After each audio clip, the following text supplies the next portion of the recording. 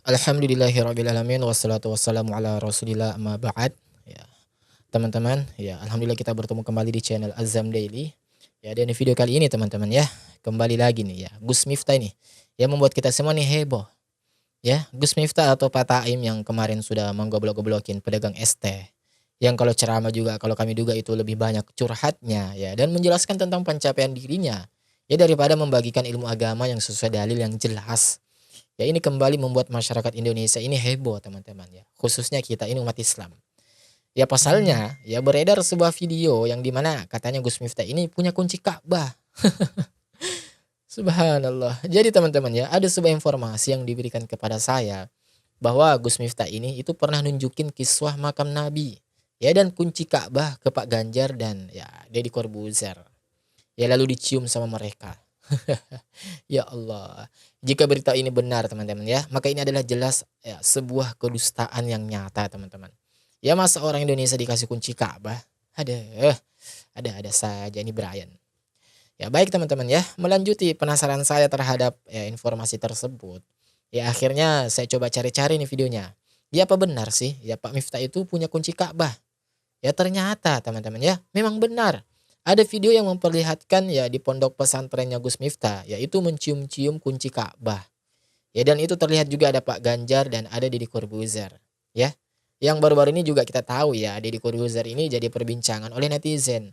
Ya akibat ya sikapnya, omongannya yaitu nge-PA-PA-in anak kecil yang mau komentari makan gizi gratis. Aduh, yang satu ngegoblok-goblokin, yang satunya lagi nge-PA-PA-in. Ya, jadi klop sudah ya. Ya baik teman-teman ya mungkin ya coba kita lihat langsung saja videonya. Ya dan berikut video detik-detik Pak Miftah ya punya kunci Ka'bah. Ibu-ibu kula nyuwun diringi selawat, nggih. Hmm, hmm. Sambil dibuka sambil sholawat katanya teman-teman ya, sambil dibuka petinya ini sambil sholawat. Salat al-badru.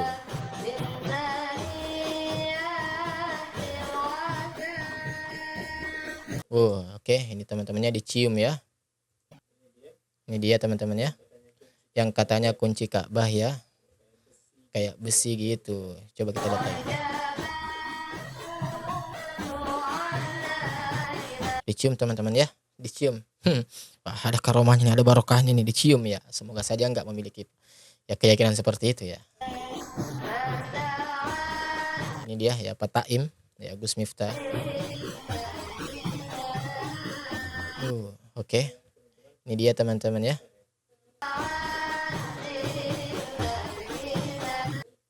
Nah, ini dia. Seperti besi gitu ya. Katanya sih ini kunci Ka'bah. Ah, ini dia Pak Ganjar teman-teman ya. Pak Ganjar juga disuruh cium kunci Ka'bah ini. Wangi katanya. Ya, wangi katanya Pak Ganjar. Wangi. Dengerin kita ulang ya, coba. Nggak kedengaran suaranya tetapi dari ya ekspresi pergerakan mulutnya itu bisa kita tahu teman-teman ya. Dia mengucapkan apa. Kelihatan kok. Wangi kata Pak Ganjar. Terus selanjutnya Deddy Corbuzier juga disuruh cium. Tak kelihatan ya ketutup. Terus yang lainnya juga, tamu-tamu yang lainnya juga disuruh cium kunci Ka'bah. Selain kunci Ka'bah katanya di sini juga ada kiswah ya, kiswah makam Rasulullah SAW ya, mungkin bisa kita lihat ya, kita percepat sedikit. Nah ini dia teman-teman ya kiswahnya, dicium juga oleh Pak Miftah ya. Kalau kiswah begini banyak juga ya di toko online ya. Ada begitu banyak. Coba silakan kalian ya searching teman-teman ya. Ketik kiswah makam Rasulullah atau kiswah Ka'bah banyak tuh ya. Ya ini katanya sih di pondok pesantrennya Gus Miftah ya. Kali-kali kula ngobrol kali Mas Dedi seputar beliau. Yuk, saniki nyuwun sewu masukin semuanya monggo Pak Ganjar. Boleh gitu kan.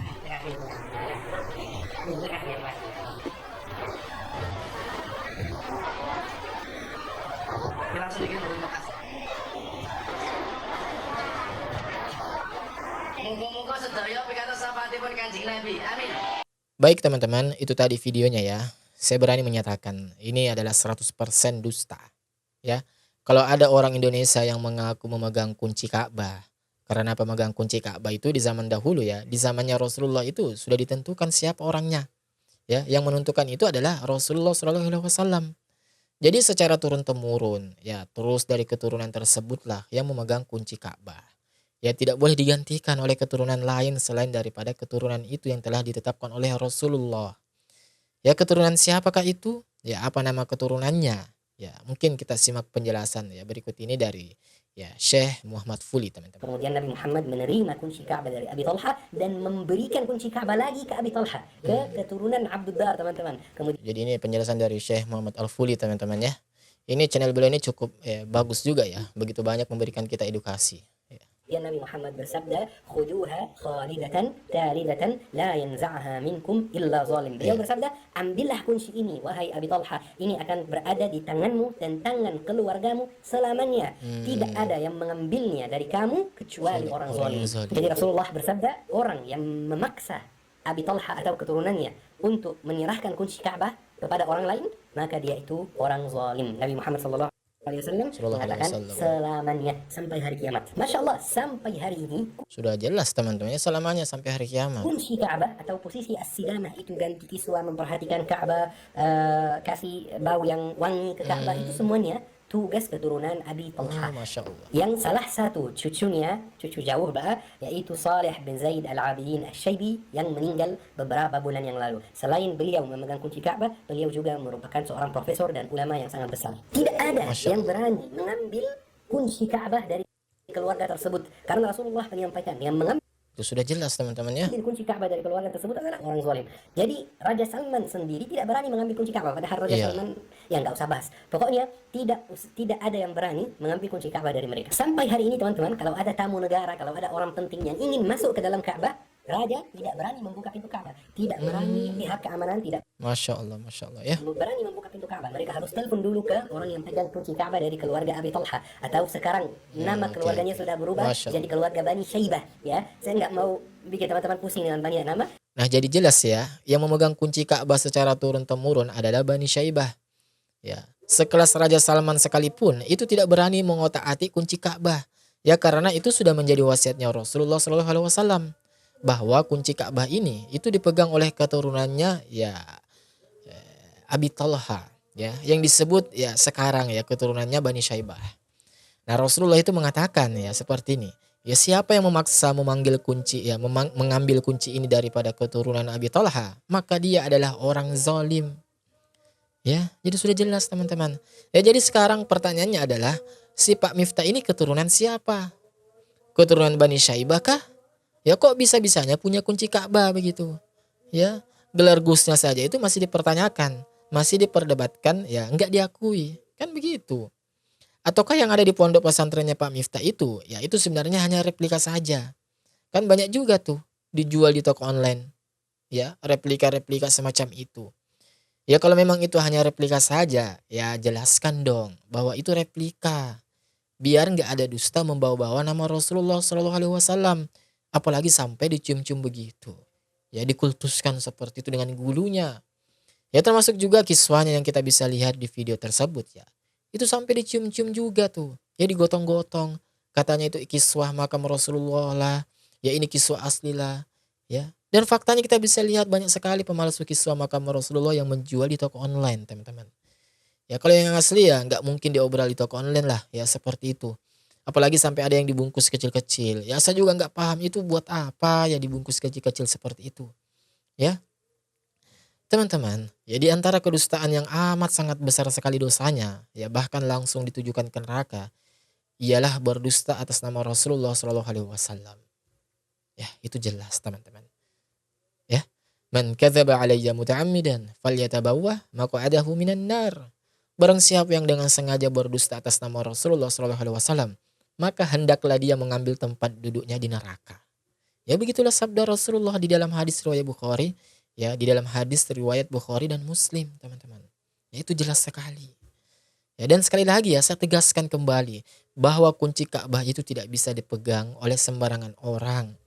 Karena Rasulullah itu sudah menetapkan siapa pemegang kunci Ka'bah itu ya secara turun temurun. Ya kunci Ka'bah akan dipegang oleh keturunan Bani Syaibah selamanya. Yaitu kata Rasulullah Shallallahu Alaihi Wasallam. Ya jadi kunci Ka'bah bukan dipegang oleh oknum gus-gusan yang menghina pedagang es. Ya itu sudah jelas. Ya jadi semoga video ini menjadi edukasi untuk kita semua ya. Ya, menambah sebuah wawasan kita bahwa apa yang dipamerkan, yang diperlihatkan oleh Gus Miftah itu adalah ya, 100% ya bukan yang asli teman-teman. Ya. Dan semoga ya ini sekaligus ini memperjelaskan kepada kita ya bahwa begitu berhati-hatinya kita dan begitu pentingnya kita ini dalam memilih seorang guru teman-teman ya, memilih seorang panutan. Ya, di zaman yang sekarang ini ya sangat-sangat berat kita ini mencari seorang guru yang memang mereka ini benar-benar bisa kita jadikan itu sebagai suri tauladan yang baik lah. Ya di zaman sekarang itu sulit. Nah, apalagi kalau kita melihat ada begitu banyak ya oknum-oknum daripada Gus, oknum-oknum daripada Habaib yang melakukan tindakan-tindakan yang bertentangan dengan ya sebagaimana mestinya mereka itu sebagai seorang ulama, ya sebagai seorang panutan. Ya, ada begitu banyak kejadian-kejadian yang membuat kita ini ya geleng-geleng kepala daripada kelakuan-kelakuan ya, mereka-mereka ini teman-teman. Ya belum lagi solawatan sambil jogetan, ya solawatan tetapi ada konseran, solawatan sambil pacaran, ya ngaku punya kunci Ka'bah, ya ngaku bisa nurunkan rantai emas, ya dan lain sebagainya. Itu adalah sebuah ya khurafat, ya kudustaan yang sangat-sangat nyata teman-teman. Ya. Dan seperti biasa gimana nih menurut kalian? Ya coba kalian komen di kolom komentar kita di bawah. Ya coba kita ramaikan nanti kita diskusi ringan insyaallah. Insyaallah kita ketemu lagi di video selanjutnya. Wassalamualaikum warahmatullahi wabarakatuh. Barakallahu fikum.